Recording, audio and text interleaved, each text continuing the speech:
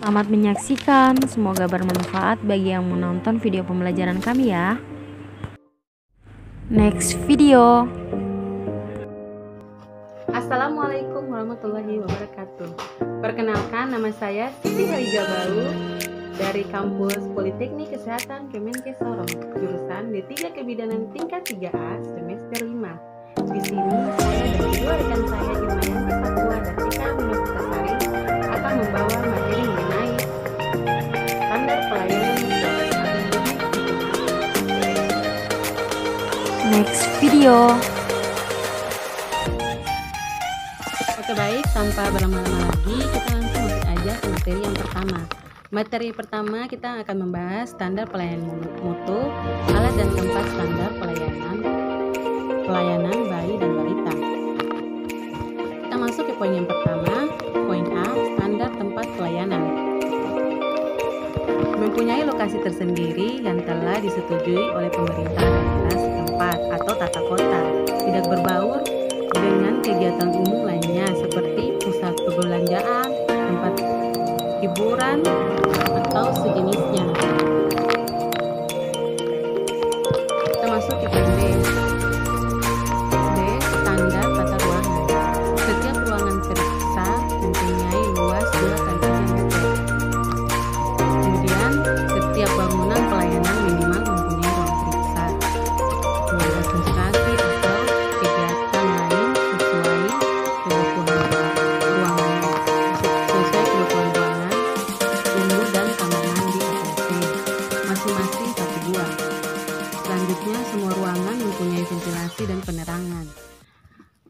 Berikutnya, lebih bagus jika ada ruangan khusus, room in atau rawat gabung, dan ruangan laktasi. Selanjutnya kita masuk ke poin C. Poin C, standar 15. Pelayanan bagi ibu dan bayi pada masa nifas. Tujuannya, memberikan pelayanan pada ibu dan bayi sampai 42 hari setelah persalinan dan memberikan penyuluhan ASI eksklusif. Selanjutnya kita masuk ke poin D. D, standar peralatan. Peralatan steril, 1 pelem, setengah toher, 3 korentang, 4 pengisap lendir, 5 handscoon, 6 gunting tali pusat, 7 gunting benang, 8 benang jarum, 9 dik steril, 10 pinset, 11 pengikat tali pusat, 12 kapas, 13 kain kasa, 14 plester. Kita masuk lagi di peralatan non steril. 1 stetoskop, 2 timbangan bayi, 3 pengukur panjang bayi, 4 termometer, 5 oksigen dalam regulator, 6 pengisap lendir, 7 ambubek, 8 lampu sorot, 9 penghitung nadi, 10 sterilisator, 11 bak instrumen, 12 sarung tangan, 14 celemek, 15 masker, 16 sepatu box, 17 tempat kain kotor, 18 tempat sampah, 19 tempat plester, 20 gunting jasa dan perban, 21 suksion, 22 handuk. Next video. Baik, saya akan melanjutkan penjelasan dari Siti Halijabalu mengenai standar pelayanan mutu. Di sini saya akan menjelaskan tentang jadwal kunjungan, pelaksanaan kunjungan yang fokus pada BBL atau bayi baru lahir.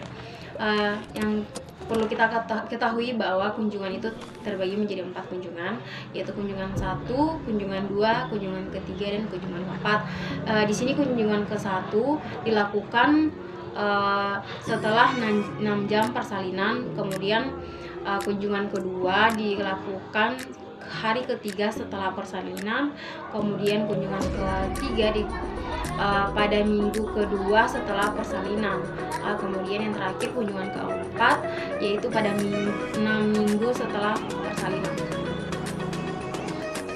Next video.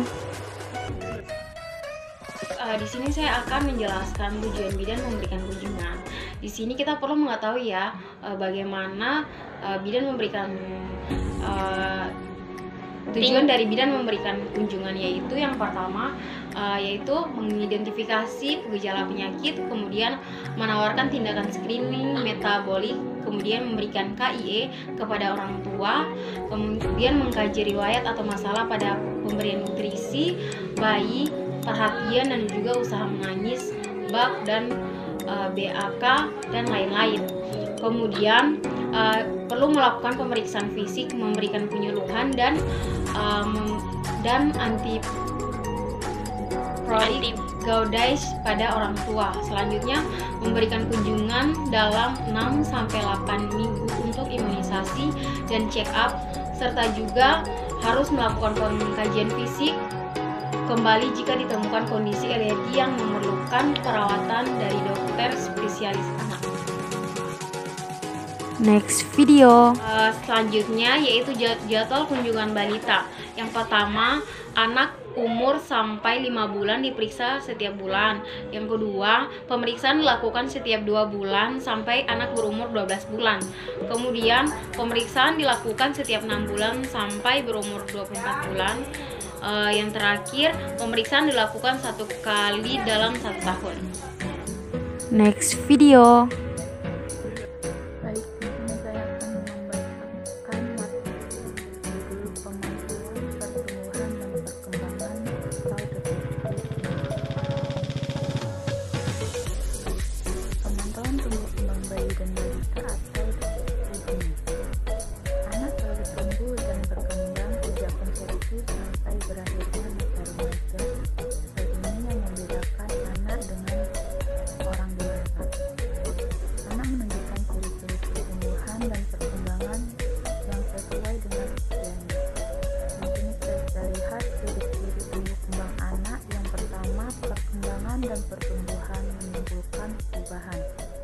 Perkembangan dan pertumbuhan pada tahap awal akan menentukan perkembangan selanjutnya.